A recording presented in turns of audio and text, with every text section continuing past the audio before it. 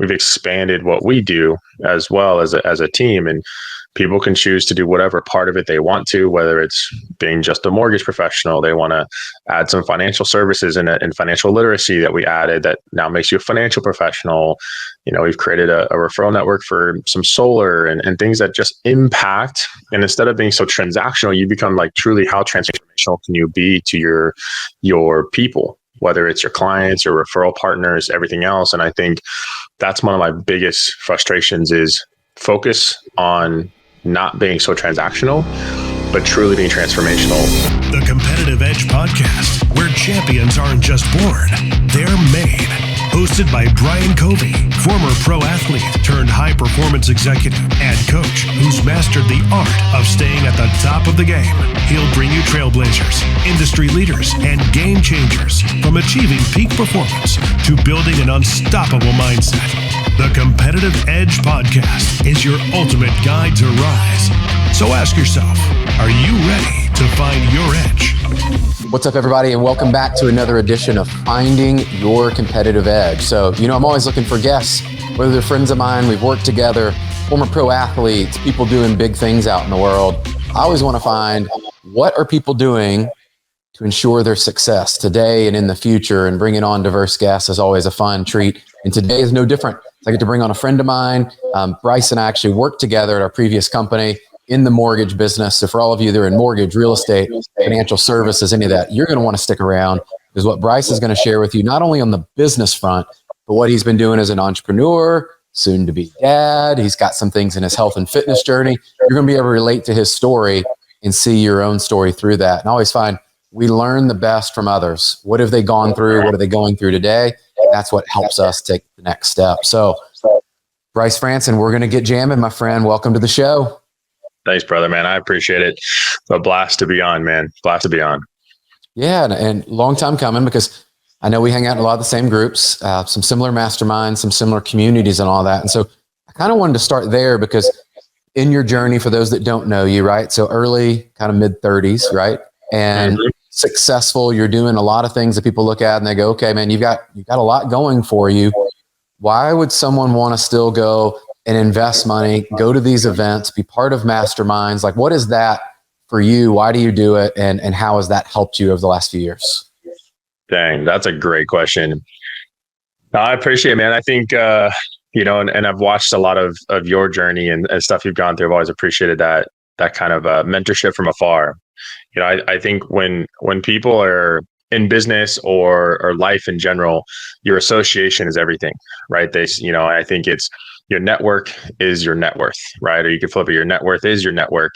And I think that's super important. And so anytime we go to events and pay for masterminds and travel and all these things, like I'm going to be in Miami, in a couple of weeks, and I'm going to be in Monterey, and then, just to be around ecosystems, to be around like-minded individuals, that's the most powerful thing that I believe has really catapulted every ounce of what I have in kind of my business and life. And, you leverage social and obviously, you're a famous star on social, right? So you get to leverage that, but then you get to train online or create like who you are online and kind of your resume for people. But then when you really get in person is really when you get to build those relationships. And so I believe that, everything is relational. And if you don't get in the right rooms, if you don't have those conversations, I think it just becomes 10 times harder, because you don't know what somebody else knows, or somebody else who somebody else knows that could create more opportunities and more situations for you in the business or the impact you want to make. So for me, it's always like when you go to networking events, when you go to masterminds, the entire intent is create relationships you didn't have before and deepen relationships that you already have, because either way, those will eventually help you, and maybe you can help them get to the next level. Yeah, great answer, dude. I love that, because I see you out there. You're an active participant. I always say is there's people that just kind of show up, they take all their notes, feverishly over there, just like notes, and they go back and you maybe see them in 6 months or a year and they don't change. Whereas you've been able to change and apply that. And so I would love to kind of take it a step further for people listening out there, and probably a lot of our audience. They're doing something, right? Like most of the people that listen to the show, they're investing in some capacity. They're part of some coaching group, mastermind, something. how have you been able to take what you've learned at those, whether it be relationship capital, like you've met somebody new or strengthening that relationship, or you've learned something new? How do you then process that and go back and implement quick? Because I find that is where a large percentage fall off. And so I'm curious, because I see you as someone that you leave, you go activate. Yeah, it hasn't always been that way, to be honest, right? Because I initially, when I got into networking, I was like, oh, I just liked being at the events and kind of doing that. And now I'm very particular to the events that I go to. So when you're just getting started, you go to everything. You go to, and you just want to connect. And then I feel like you start to get a little more intentional. And I always go into an event, right? I was just at a mastermind in Vegas for a couple of days, and and there's some pretty big names that are speaking inside of our space, and just the collaboration. And the thing is every time I go to a meeting, I say, I want to have the intent of these 2 or 3 things that I want to get out of this weekend or this day or this 2 hours. And I think that having some intentional component to it is really important. But then also knowing that you're not going to be able to pull everything you learn from those, events and go do it. Like, it's impossible. I feel like the more and I don't want to say successful, the more experience that I tend to get and the more people I tend to be impactful around is, it tends to almost be what can you eliminate versus what can you add. And so when I go to these meetings, it's what can I take that will amplify or elevate what I'm already doing? And is there something else I need to eliminate so I can backfill it with something that's more effective? And so I think that tends to be it, but it's just intention. I take notes, but I can't tell you, I probably don't ever, maybe once or twice I'll go back and look at the notes on the plane ride home. And then it's like, cool, what are the 1 or 2 things that really stood out? Like, I can go do this tomorrow and I can add it in, or, hey, what do I need to eliminate that this would actually make better? So that just intentionally trying to do just a couple of things, because if we try to do it all, we'll do none of it. I hope people don't miss that comment, because that's something I have learned over the past few years. Is actually, I would leave conferences with what I need to stop doing. And I'm listening going, okay, if these people are successful in this area that I want to grow, and this is an area that I want to be successful in, and I'm going, well, they're not doing these things. These things are pulling me down, whether it be time or energy, or just, I can't quantify those actually give me results. I started just to make the list of either it's going to be delegated or it's going to be eliminated kind of stuff. Where I'm going, well, maybe it still has to get done, right? But does it have to be me, right? Whether it be copywriting, whether it be video editing, whether it be things like that I used to hold on to, separate from the loan process and things in the mortgage world. I was like, well, I just want to do it all. And realize, okay, well, some things have to get done. Okay, cool. Can we delegate? Can we kind of automate that with systems? Or your point, I hope people don't miss that, is coming back and going, if I remove this is taking my time away and not producing results. I've now allowed for this time to come in.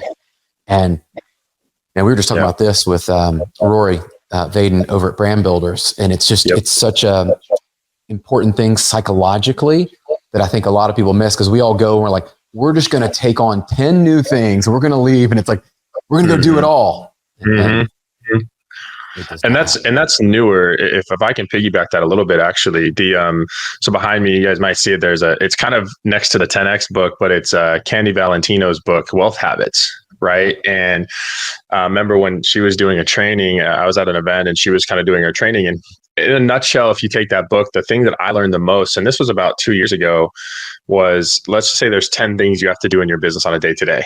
Right. What are the 2 or 3 things where you're in your genius, right? You are you're passionate about it. You love it. It fulfills you. It drives you. It's why you get up in the morning to do what you do. That's what you do then. That's what you focus on. And then at some point, let's say the other 7, there's 1 or 2 things that just can straight up be eliminated. They're not actually moving the needle. And then the rest of them need to be automated, delegated, or leveraged out to something else. And that's been a process, though. I think it's really hard for entrepreneurs in general to want to. I had a guy in the loan business we were talking the other day, and he's like, man, it's crazy to kind of same thing. He brought it up, how are you doing that? How are you creating this? I was like, for me, it's always been about the who not the what, not the how. Like who can do this better than me? Who can do this more effective than me? And and I'll give up. To be honest, most people don't know this, but on the mortgage side, like I actually make less on my own personal production than the rest of my team does when you combine it. Because for me, it makes more sense to buy back my time, make sure they're taken care of, and then I can continue to move the mission forward in a different capacity. So I think that that's super important. Love it. I love that. So I'm picking up a theme here. You mentioned Dan Martell's Buy Back Your Time there. And then you got Candy's book over there. I saw the 10X is easier than 2X. You got, Cardone's book over there. So I'm guessing you're an avid reader. Tell me, are you reading a certain amount of books every year? Or are you reading anything now that you're really digging? Yeah. It's funny actually. I was not a reader.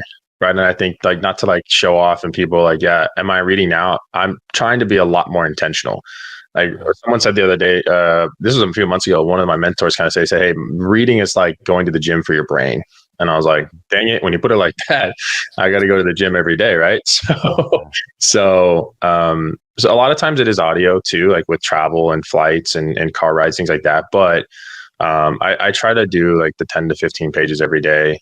I would say 4 or 5 days a week. I'm up 4 a.m. and I do my devotions and I read a chapter or whatever. So it has been a very intentional shift to try to. I'm not reading every book.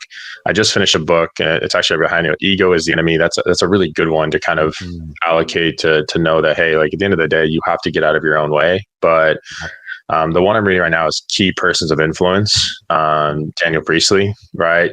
He was actually at our event live that I was just at. And I got to say, like, that's changing a lot of my good perspective when you combine that skill set knowledge with 10X is easier than 2X and really doing that. So Key Persons of Influence right now, I'm about halfway through, really good. I don't want to say high level, but it's very implementation. Personal development is, like a cornerstone for everything that I do in my life, everything my wife and I do, everything I help my team. Like, I think we all have to get better, in every area, whatever that looks like for that person. So reading is one of the best ones that also allows the brain to kind of calm down, because as entrepreneurs, we know that doesn't really turn off. Yeah, dude, it's good. I was just curious, right? Because I'm a pretty avid reader myself, and people send me books all the time or recommend books, and I can't even get to half of them, most of the time. And so I'm always going, okay, what are people reading? What are the themes out there? And always researching, because people ask me like, hey, what would be a great book for this? And so for all of you that are listening out there, like, I think there's multiple facets to this. Like what you shared, I think is a cornerstone of, it is like working out your muscles in the gym. You're working out your brain. 2, I'll tell you, as you have kids and you go through this, anybody that has kids out there, like our 9-year-old reads. If he sees me reading, it's cool for him. Like we can have this moment. He can be reading. I can be reading. Like you can have those moments there. And then the last one is, it does make you more well-rounded and more deep, in the sense of when people ask you a question, you're like, hey, you know what? Yeah, I was reading this book and this is what I got from that. And you just become this super connector. And I found through some of it, it's like, holy cow, like some of us will love the same book or will recommend. And I know in my circle, who's the person I'm going to call and go, hey, Bryce, like, what's a good book for this? And you can become that person. You're rare. You're going to be hard to find, because not many out there. So anyway, I just kind of wanted to share that, because people miss these opportunities to separate themselves from the pack. And many times they're right in front of us, and it's not the easy stuff, but it is simple. So 100%. You mentioned something about working out. I got to touch on this, because I know we're both into this, and you're on a journey. You've lost a ton of weight. You're really focused and hyper-focused on this. Tell everybody a little bit about your journey, where you are. And then also, I love like just casting it out, the vision forward, like where are you wanting to go with that? Yeah, man. I think it's really important, right? We talk about our fulfillment formula, the things that are priority for us. It's faith, family, finance, fitness, and having fun. And the fitness one has become a pretty good focus for me, due to some big reasons, right? Some of you, but most people probably listen to your podcast and know who Ed Milet is, and kind of heard his story, and know that when he was younger, he basically got told by his doctor, if you don't change, you won't be walking your daughter down the aisle, type of thing. And it wasn't that extreme, to be honest, right? And we're expecting our first kid in March of next year, and our baby boy, right? And about that, and so a few months ago we did some blood work, and I've always been a bigger guy. Most people can't see on the screen, but I'm about 6'9". I built like an offensive lineman, so I'm in the mid 300s, and I just I know that I want to get more dialed, really focus. Not just from an image perspective. My wife's like, I'm gonna have to use the baseball bat. And I'm like, no, but I think it's just it's health really is wealth, and the more experience and the older I tend to get, and quote unquote, the more wisdom I tend to receive from others, it's like, what's it matter if I'm not here?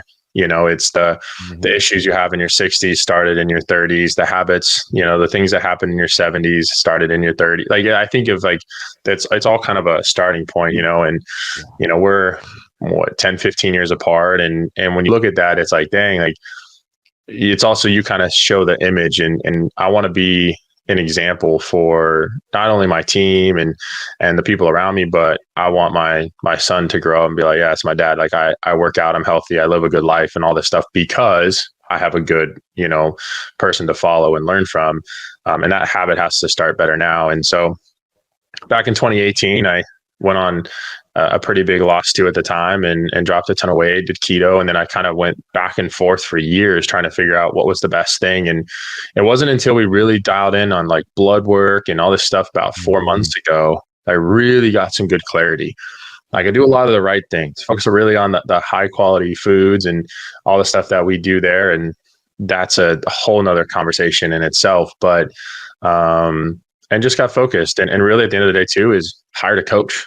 Like, I realize if you want to get better in the areas in your life, when you're busy entrepreneur, things can just take you. It's just bring someone in that has the result in your life that's either willing to help you and train you, or you can pay them to help you and train you, and get those results. So it's been a journey. The forecast is 100 pounds, in actual weight loss, which we'll see how that kind of adjusts purely based on muscle mass. Because when I start to work out, I tend to get bigger muscles. I haven't ever been in the shredded position, right?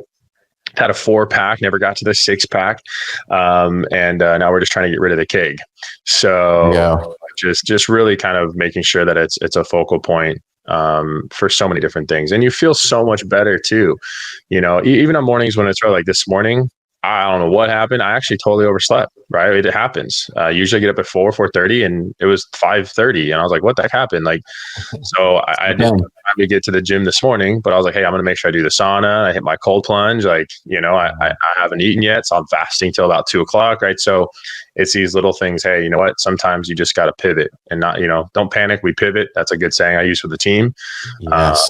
It's important. So health is absolutely a hyper focus right now, just diet and how we do it. And it doesn't mean you can't live, but what I've learned is the more not disciplined per se, but the more routine you are, people think you have less freedom. I think I have more freedom because what I'm doing now with this will allow me to have the ability to do all the things later on that I want to do with my family and my son. Hey guys, it's Brian here. I hope you are enjoying the show. By the way, if you're an entrepreneur or a solopreneur looking to grow your personal brand, make a bigger impact, maybe increase your leads and grow your revenue, let's help you get started today by connecting up with my friends over at the Brand Builders Group. You've heard me talk about them, but if you're new here, this is definitely the first step to get you started in turning your reputation into revenue. Head over to freebrandcall.com/Brian Covey. Again, to set up your free brand call, go to freebrandcall.com/Brian Covey to set up a free strategy call with one of the team at Brand Builders, and they will dive into your specific goals for how you want to grow your personal brand. I can't wait to hear how it goes.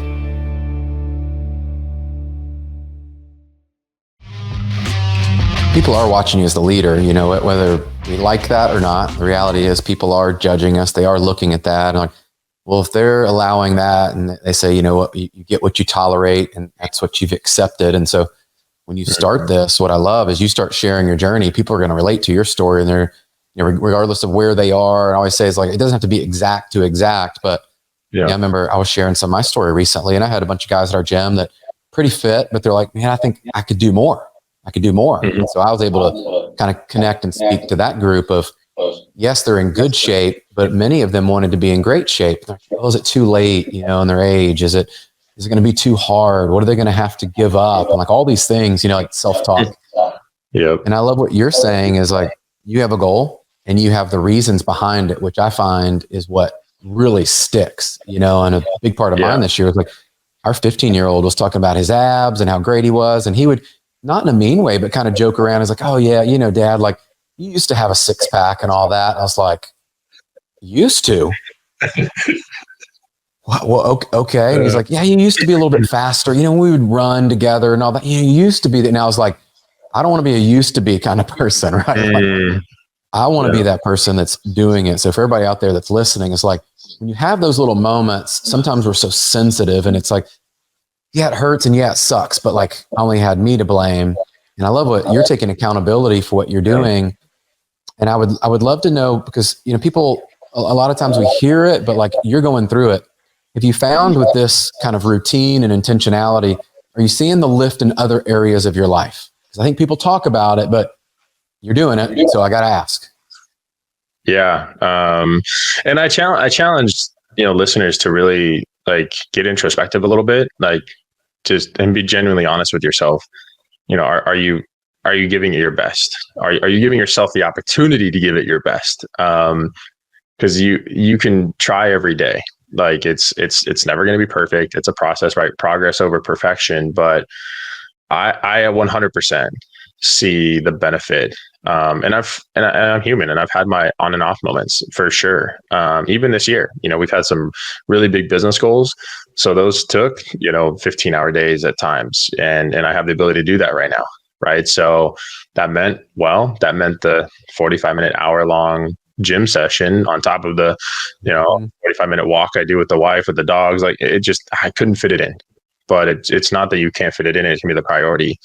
And again, just kind of going through the process of growth in all these areas, because 1 degree difference now, right? Eventually a mile down the road is a totally different destination. And so I think that's the important part. And when I'm up early, when I've done my reading, my journaling, my meditation per se, or whatever works for you, and then I've gone to the gym and I've gotten the body moving, got movement. Brendon Burchard talks about that a lot too. And moving the body and just giving yourself that energy state adjustment. And then I go on the walk with my wife, and all of a sudden it's 7:30. Like my clarity's there, my ability to work a little bit harder, to have those conversations and everything, is because you have to ground you before you allow society to come in and basically control you, right? If you're not grounded, then someone else will. And so it's, your identity, your results are being built, whether you're the one controlling them or you're allowing external factors to control them. That's up to you. So when I'm really dialed in on my routine, I feel so good about everything else in life. I can handle the questions, the conversations.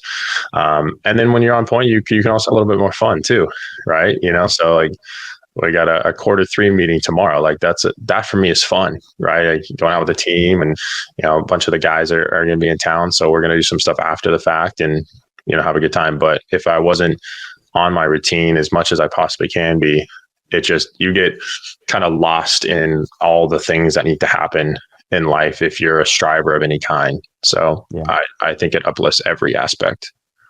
Dude, I agree. I had to ask because I think, people just don't a lot of times correlate it, and they look at it and they're like, yeah, but I'm just doing it for that. And my thing has been, you're never just doing it for that one thing. It builds the confidence muscle. Like you said, you go into this Q3, kind of this planning meeting there, and you're like, okay, man, like we're jamming. Like this quarterly meeting for you guys, like you come in confident, you got the plan, and it builds some trust while you're there. And I want to shift gears because, obviously a lot of our listeners, they're mortgage, real estate, and that world. And you've made a shift. And I watch your business. You talked about earlier, whether it be your team set up, what you're growing and all that. And I wrote down some of these things that you kind of self-titled in a way, but I see you living this as like financial strategist, opportunity orchestrator. You've got your podcast, the Giant Mindset Podcast. You've reframed some things. And what I call, we hear the word modern, right? And modern mortgage originator, all these different terms, but I see you living those out. You're doing content, you're showing up for your team, and you've started to do a lot of the things we see and hear at the masterminds. How's that impacted your business? And what advice would you give to people today, given the market we're in? And we all know rates were supposed to drop. Fed cuts 50 basis points. Rates have only done one thing and gone up for us in mortgage. And we're looking at a market and we're trying to figure out with all the political stuff going on and everything else that's happening, man, what's 2025 going to look like? How are you preparing? And what advice would you give others maybe around that? Yeah, man. It's almost like a loaded question at some level because there's so many angles you could take with that. But I think the number one thing that when it comes to for me and the team and kind of our life, like the results that we want to create and the advice is, I'll be really honest, for a couple of years, like if I go specific to the mortgage side of our business, like, man, I listened to everything every day, knew, like I had a pulse on when the bips jumped, like, yeah, it wasn't until I turned off the noise that I got better, and so that was one thing that was really crucial for me on the mortgage front. I'm still educated. I still know what's going on, but I don't watch it daily anymore. Like I do a check-in about once a week. What did rates do this week? What is the market doing this week? This announcement's coming out. Like the last thing I want to be is adding more information to the pool of confusion that's already out there. Mm-hmm. And a confused individual does nothing. Whether it's a confused buyer, a confused loan officer, a confused agent, confused anything. Doesn't matter what it is. If you're confused, you do this. So I think there's a level of creating clarity around what it is you do, how you do it. And you said you kind of touched base on it. We've expanded what we do as well as a team, and people can choose to do whatever part of it they want to, whether it's being just a mortgage professional, they want to add some financial services and financial literacy that we added that now makes you a financial professional. We've created a referral network for some solar and things that just impact. And instead of being so transactional, you become like truly how transformational can you be to your people, whether it's your clients, your referral partners, everything else. And I think that's one of my biggest frustrations is focus on not being so transactional, but truly being transformational. And that's different for everybody. Like, how do you want to transform X, Y, and Z results for people, right? How do you want to transform your process? And of course, that's always ever changing. And no entrepreneur will ever feel like they're doing enough. No leader will ever feel like they're doing enough at all either, right? But it's like, can you get a little bit better? So I think my number one advice is figure out what it is that you do for people and how can you be transformational, because that's what will separate you from the pack. It's not on the mortgage side. It's not, you can close on time and communicate. I'm like, cool, you can do your job. Good job. Yeah. Right. Like, yay. But what is it that you do that literally drives results for your partners, that actually drives results for the clients, And so our movement is called, hashtag more than a mortgage, and more than a mortgage could be ... What, right? Products and services. Yes. And, life, growth and everything. Like the whole team tomorrow is getting a copy of key persons of influence book. Because I'm like, look, like this is more than a mortgage. This is about you becoming a better person. This is about you becoming a better husband, you becoming a better wife, spouse, child, whatever. And so I think that's the biggest thing that I could say to people is if what you do and you love it, figure out how to be transformational in that topic, in that service, because everyone else is trying to figure out how to, cut the next margin or adjust the next marketing tool or figure out the next best hook. When I'm like, bottom line is the result that you provide to people, and don't be transactional, be transformational. Dude, I love that. That is a great answer. And appreciate you going that direction, because you could have gone a lot of different spots, but I think people now, it's their chance as you're listening to this to do some self-reflection and figure out exactly what Bryce is saying there of like, what is it that you're passionate about? What are the problems you solve? How do you help people beyond?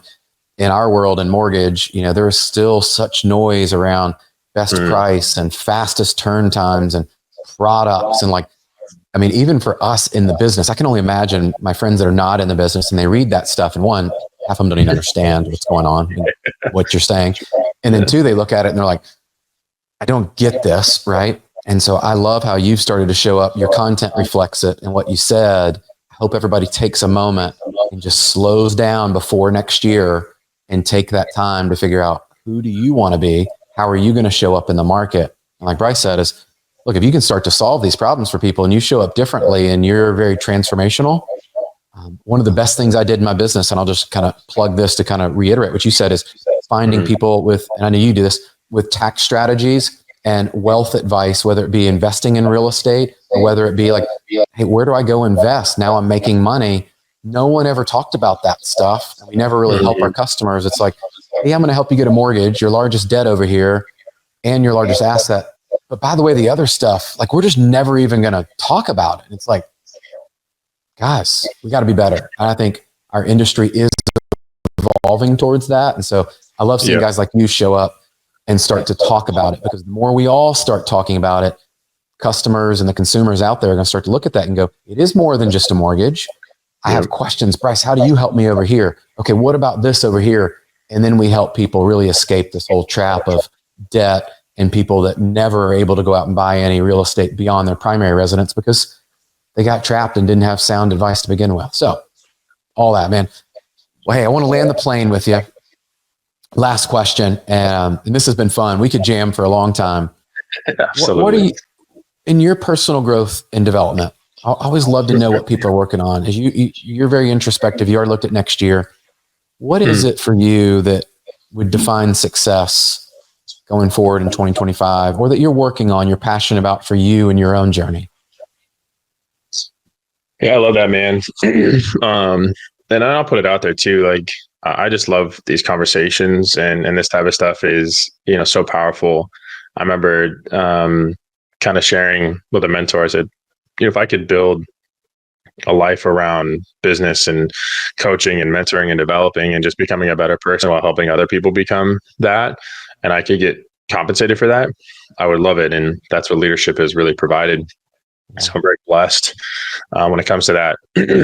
I think land the plane on kind of the goals. Like your question kind of made me think of the 2025 business plan that I just put out to my leadership and kind of what I'm doing. And here's what was interesting is there's number goals, of course, because we're not a nonprofit, but the goals were actually around the fulfillment formula for me that they're most important. And if I talk about that, it's for me, faith, and I'm a Christian. That is for me. Faith could be opposite of fear for people, right? It just whatever it is that you choose. And so I think for me, my goals around my faith and committing to my devotions and praying with my wife and preparing ourselves to be a family that can truly accept the honor of being parents, in the best fashion possible. Family is my goals around my family for next year are really important, obviously expanding. But what I've realized is, I'm an interesting family past, and I don't have a ton of blood family that I'm really connected to. So the family that comes from me is 100,000 times more important than the family I came from, and the family of choice that you get to be around. All right. So I think of the business partners, the friends I have, those are uncle, whatever, right? That's Uncle Brian. That's like, these are people you do life with. Finances got financial goals and things like that. But the goals I have in our financial side is, how many people on my team can I help make X amount of money? Right. And so like, that's the next level for me is I help enough people get to where they want to go financially. I will innately get to the goals that I want to. And it's more sustainable, in my opinion, that way too. Fitness, we've talked about that one, and then fun. This is business is my sport, and this is my game. This is my chess match. Like, this is the stuff I love.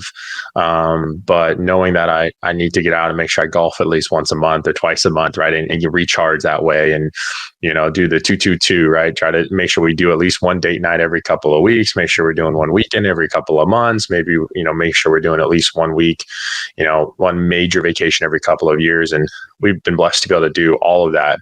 So for me, I think it's take away just the business goals and know that what you do now in the end of October or November, whenever this is, if you hear this audio in 2024, just know that everything you're doing now is going to dynamically change or not change what happens in the first half of 2025. And put your goals together in a way that are obtainable based on you developing, not based on whether or not a client decides to buy a product. And that to me is more important, because you attract who you are. And if you don't become who you want to become, it's really hard. And I'll finish with this last quick story is there's a story of a guy, and this is kind of how I've introspectively started to learn, like, live my life a lot. And it's a little bit deeper, but this guy passes away, and the story is his guardian angel picks him up, and they're in heaven, they're walking down the big corridors and giant skyscraper sized doors. And the guy's like, why is all these doors? What are all these doors? There's different names on all of them. And, they eventually come to a corridor and door, and it says his name. So think of your name on that door, when you cross that threshold in that time. And it's like, he said, I got to know what's behind this door. So he bugs his guardian angel a few times. Finally, the angel gives in and says, okay, I'll open the door and I'll show you. And so he pulls, I think, of the big angelic gold key and throws it in and opens the big door and kind of, swings open this, big skyscraper sized door. And inside of that is memories, things, homes, cars, trips, all the stuff and kind of elevated aspect of life that you could ever think of. And the guardian says, I didn't want to show you this because this is all of the stuff that God wanted to bless you with. You just didn't allow yourself to become the person you were supposed to become on earth. And it makes me think of, like, how close to that person can I become, so that way when I meet myself on the other side, it's not a stranger, it's a job well done. And that to me is the most important part. Dude, I love that. Yeah, I've heard a similar version Ed will share, and I love that one because that one's very visual. I love the way you told that story, and I think people can relate to that. And like, none of us want to go through life and then find out on the other side of it is what could have been, right? And all the opportunities. So as you're listening to this, guys, make sure you rewind it. I always find with these, there's a nugget in there for everyone. If you listen today and something was tugging at your heart, you're like, you know what, I need to go do this. This is an adjustment I need to make, and get yourself ready for 2025. Surround yourself with great people. I know Bryce puts out a ton of great content as well, that if you're really into what he was sharing, go get more of that, right? Like, surround yourself with those people and consume that. And what I have said, since we started the show over 4 years ago, is we bring on guests that bring these unique perspectives and things that you can relate to, because your life isn't that different than theirs. Quite honestly, the more we hang out with people, we realize how much more we're alike than not. And so the challenge as you leave this is find one thing that actually prompted you today, and you go, you know what, I need to go do this thing. And on the other side of it, it might be the thing you need to stop doing that Bryce mentioned earlier. And you said, you know what, maybe I just need to stop doing that. So whatever it is, take action. That's what separates people. When we talk about separation season, that's what's going to separate you from that best version of yourself. So Bryce, thank you, my friend. Can't wait to release this one. And squad, man, another great episode. I always love these conversations because you never know where they're going to go. They're always impactful, not just for me, but then we get to hear from you. And so my ask of you at the end of this is always, like, subscribe, share it with your friends, leave us a review. That's how we get to all these people. And, I am very competitive. And so we've been moving up in the charts and getting some more recognition there with downloads and such. But that only happens if we make an impact. And so as we make an impact with you, share it with more people that can actually benefit from this. That's why we do it. And we'll continue to bring you great guests. Until then, go out there, do something great. Make sure you are making a difference in the world. As we tell our kids, be a blessing. Until then, we'll catch you on the next episode. See ya.